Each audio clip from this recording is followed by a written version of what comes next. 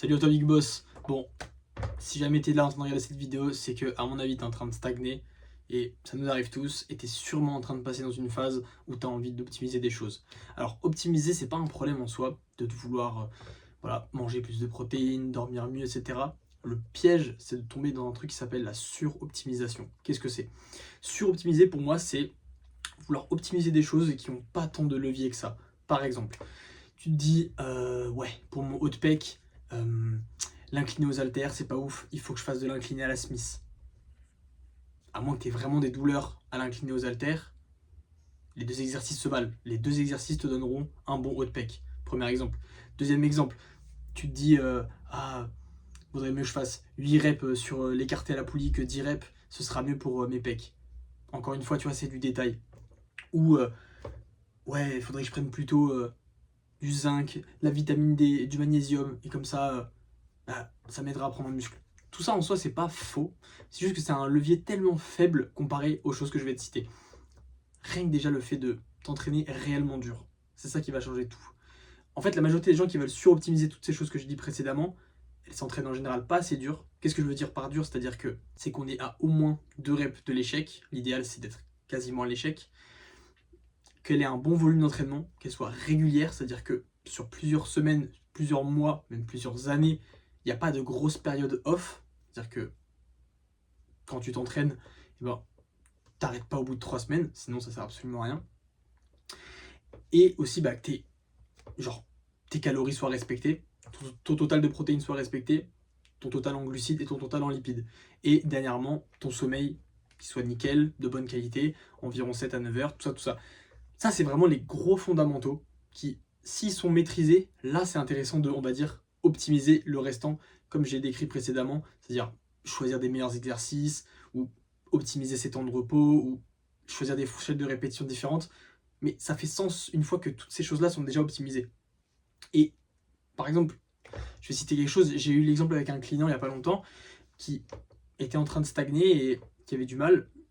Et il me posait la question de devoir en fait changer des exercices pour avoir des exercices un peu plus optimaux. Alors bon, lui dans son cas c'était différent parce que ça lui donnait des douleurs et que c'était pas agréable. Mais il y a d'autres cas où par exemple la personne voulait choisir un exercice parce que soi-disant il est meilleur et il serait peut-être plus optimal. Mais en fait le vrai problème derrière le fait qu'elle stagnait, c'était pas qu'elle avait pas cet exercice optimal intégré dans son programme, c'est juste qu'elle dormait pas assez, elle consommait pas son total de protéines et elle s'entraînait en réalité pas assez dur. Tout ce que je veux dire par là, c'est que avant de suroptimiser tout, et même moi je suis passé par là, je me suis dit ouais là il faut que je commence à faire des dips, lestés, après il faut que je fasse des écartés à la poulie basse, après... En fait c'est bien beau et tout ça, ça nous fait plaisir dans le sens où on se dit que en suroptimisant et en optimisant tout ça, c'est là qu'on va vraiment prendre de la masse, c'est là qu'on va vraiment progresser, parce que c'est des choses on va dire, comment dire, concrètes à faire et qui sont intéressantes. On a toujours envie de voilà, suroptimiser et de trouver le truc parfait pour nous. Alors que juste manger le nombre de calories qu'on doit manger pour prendre de la masse ou sécher, ou dormir 7-8 heures, ou s'entraîner à l'échec, ça c'est des choses qui sont pas très sexy on va dire et qui sont chiantes à tenir sur le long terme et pourtant c'est ces choses-là en fait qui marchent réellement. Donc un petit conseil, si jamais tu tombes dans ce piège de suroptimisation, pose-toi la question avant de est-ce que je valide tout ce qui est nécessaire de valider et ce qui est fondamental avant de passer à la suroptimisation et de vouloir acheter X, Y, Z complément alimentaire ou de devoir tester le dernier exercice le plus optimal pour développer ton haut de bas de milieu de pec, de...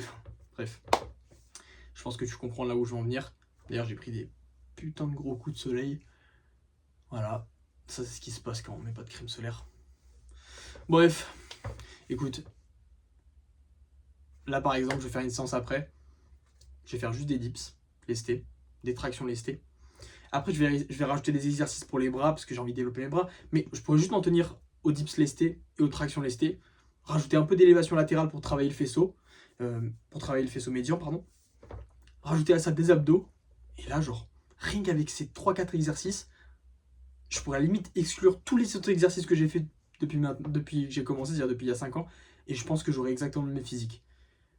En fait, il faut vraiment se dire que ton muscle, par exemple ton triceps, quand tu vas faire un dips ou quand tu vas faire une extension triceps ou quand tu vas faire du développé couché ou tu vas faire du développé militaire, il voit pas vraiment la différence. Lui, il voit juste une tension qui lui est appliquée, une proximité ou non à l'échec.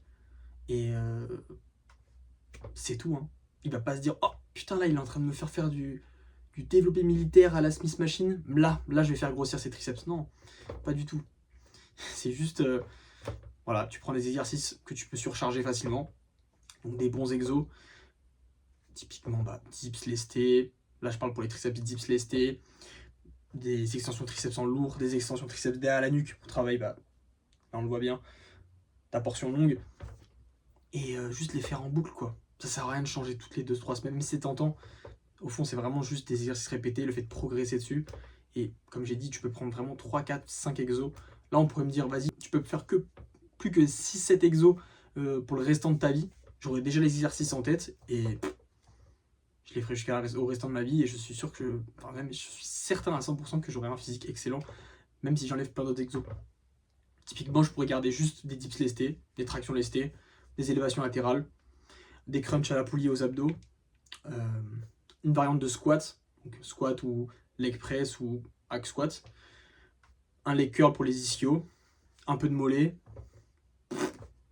terminé. Avec ça, tu peux faire un excellent physique et tu peux le spammer sur des années. Et en fait, c'est mathématique. Si jamais tu commences et tu fais genre 10 dips à vide et que dans 3 ans, tu fais 10 dips avec 40 kilos, en fait, t'es obligé d'avoir pris du muscle. C'est juste mathématique. Donc voilà, mec.